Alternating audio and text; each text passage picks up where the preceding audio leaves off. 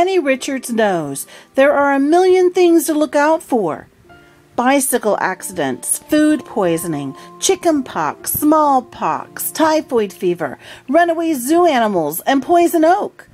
That's why being careful is so important, even if it does mean giving up some of her favorite things like bike races with her best friend Rebecca and hot dogs on the 4th of July.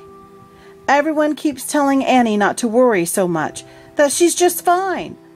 But they thought her brother Jared was just fine too. And Jared died.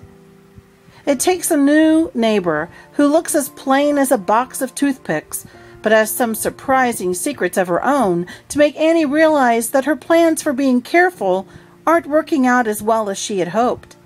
And with a lot of help from those around her, and a book about a pig too, Annie just may find a way to close her umbrella of sadness and step back into the sunshine.